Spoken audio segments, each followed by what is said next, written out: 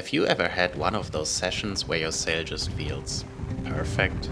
It accelerates effortlessly, it feels incredibly light in your hands, and somehow the board just wants to fly. Then a week later, same board, same fin, same sail, same wind, and suddenly it feels terrible. So what changed? Just this.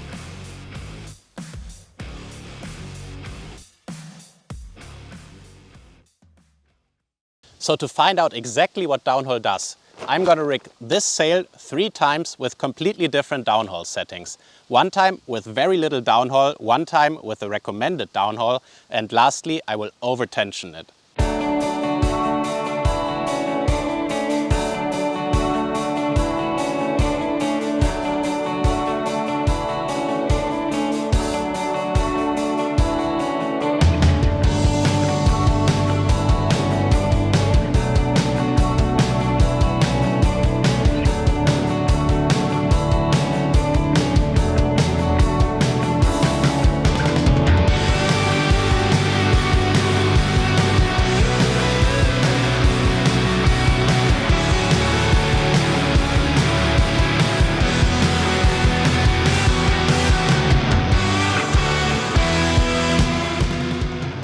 All right, that was not enjoyable at all.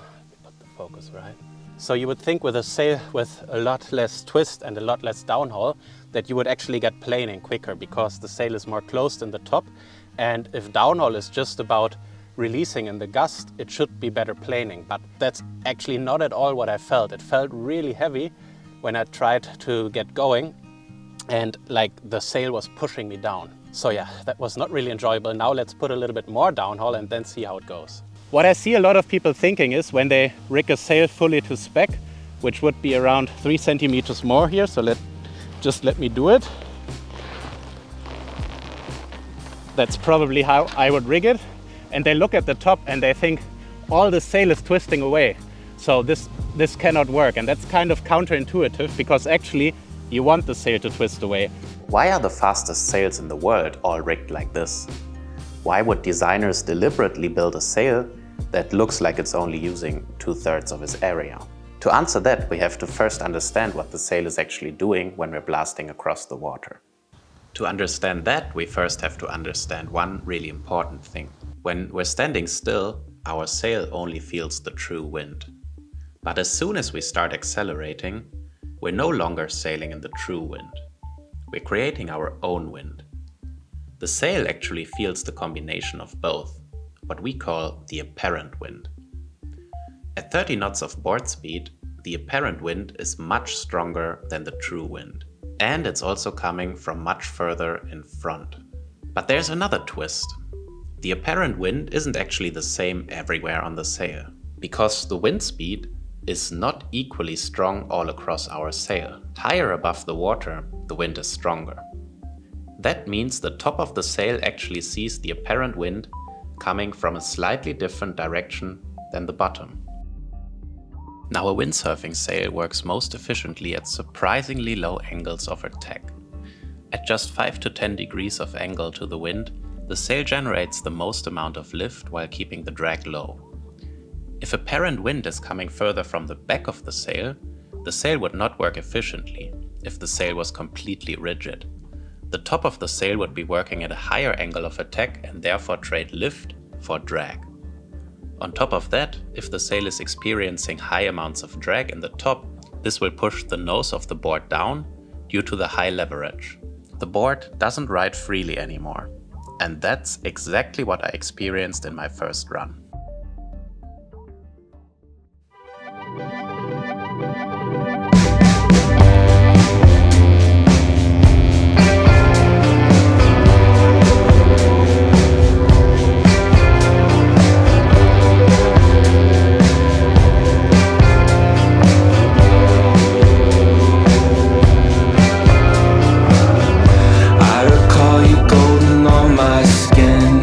Like medicine in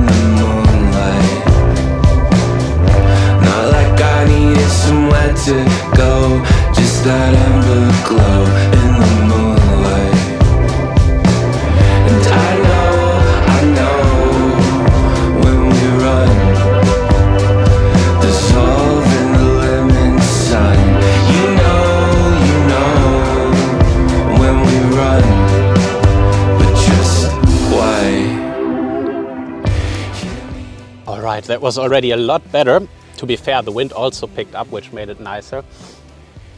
But yeah, now I felt like the sail could breathe, like the top was not pushing me down onto the water, and I was going much, much faster on all courses, but especially downwind, I would say.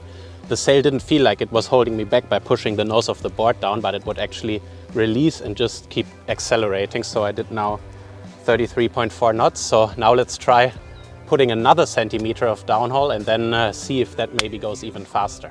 Downhaul and loose leech is not just about the difference in apparent wind angle. It actually does something even smarter. The opened leech acts like a suspension. Every gust that you encounter while sailing first reaches the top of your sail. If you had no suspension, you wouldn't be able to hold all that force. Instead, the leech simply opens when the gust hits and absorbs the force. This allows the sailor to sail with a more equal load distribution throughout varying wind strength. With a tight leech, what happens when the gust hits is the gust hits the top of the sail first, which cannot open. Since we learned that it's hitting the top of the sail at a wrong angle, with a closed leech, you will simply feel a lot of side forces that you have to counteract by pulling hard on the back of your boom. You get out of balance, and on top of that, the nose of the board is pushing down into the chop. The whole system is out of balance. So a good indicator to know if your downhaul is set correctly is actually the power point in your harness lines. If you feel that your harness lines are not in the right position between very light wind and the strong wind gusts, chances are your downhaul is not set correctly. Now I know what you're asking. If the wind in the top of the sail is pushing the nose down due to the high leverage, and we want the top to twist away as the gust hits, why not simply cut the top of the sail off and avoid all those problems occurring at all? That's because the top of the sail is actually extremely valuable. We determined before that the wind is stronger higher up. But what's the actual difference? Are we just talking about a few percent here? At this point, let's do a few calculations. And don't worry, I don't want to bore you by making it overly scientific, but I actually found these numbers super interesting myself when researching them. As we know, the closer to the surface we are, the lighter the wind will get. This is because the wind will encounter friction near the surface. I found a formula to approximate wind speeds in various height. If we calculate this for 1 meter of height, where we have the most amount of sail, and at 5 meters of height, which would be the top of, for example, an 8.4 square meter sail, and we assume a wind speed of 15 knots at 1 meter of height, we get a wind speed of 17.83 knots at 5 meters of height, or a wind increase of 18.9%. But here's the kicker. The power the sail generates doesn't increase linearly with wind speed, but with a square of wind speed. That means that a 19% of increase in wind speed means the top of the sail is generating roughly 42% more power than the bottom of the sail. Now this is a large part of the reason why designers don't want to remove the top. They want it to work, right up to the point where the power becomes too great and the sail is twisting away.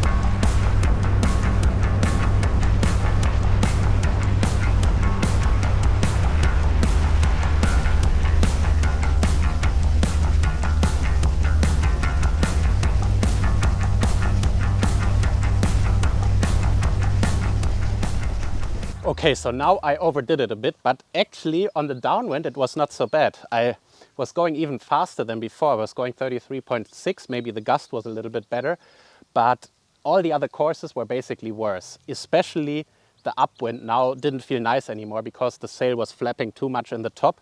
So I say the sweet spot was before that, but actually for purely going downwind on speed runs, there's actually something to it, to over pulling a sail a bit. But that's just for this last super downwind run. All the other courses will get worse if you overdo it. So yeah, now I did 33.63 knots, but like I said, felt a bit overdone. Now I noticed something interesting in this run. The over downhauled sail actually didn't feel bad at all on a super downwind run, but it kind of sucked on the upwind. If we were to just calculate the difference of angle of apparent wind between the bottom and the top of the sail for some given numbers, we could say, okay, for example, 4 degrees of twist towards the top of the sail is the ideal loose leach. But unfortunately it's not as simple, and now we're getting a bit nerdy. The difference of angle of apparent wind at different heights doesn't just change with wind and board speed, but also with the angle to the wind that we're sailing. When you're sailing upwind, your board speed is very high, and the wind is coming very close from your heading. That means the apparent wind is dominated by your own speed and not so much by the wind speed. The apparent wind is actually quite similar near the top and bottom. As we bear away, the true wind starts contributing more. The result is a bigger difference in angle of apparent wind between top and bottom. I ran some calculations with some approximate numbers. 15 knots of wind with 22 knots of board speed at an angle of 60 degrees to the wind, so an upwind leg, 26 knots at a beam reach, so half wind, and 30 knots of speed at a 120 degree angle, so a downwind leg.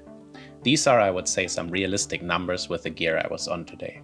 So the difference in angle changes from roughly 3 degrees to around 6 degrees from an upwind to a downwind leg. For me, researching this was actually super interesting, as I mostly sail speed at very broad reaches. And it explains why I tend to pull even a bit more downhaul than what is recommended by the sail manufacturers. In fact, during my time at the Ludred Speed Challenge last year, I was sailing with roughly 1 centimeter more downhaul than recommended. As the channel is probably the most broad course anywhere in the world, with the wind angle regularly exceeding 120 degrees, this explains exactly why more downhaul is needed. So unfortunately, there's not one setting that fits all. It all depends on the chop, the wind, what courses you'll be mostly sailing, and the size of your sail. Understanding the variables at play will hopefully help you understand that feeling better next time you're on the water and your sail just feels wrong again. I hope you enjoyed this little bit more nerdy techie video today. If you're interested in why light wind sailing is actually the most efficient way of windsurfing, you should click on this video next. Thanks to my Patreons and Patrick Windsurfing for supporting this channel, and I will see you again in the next video. Bye.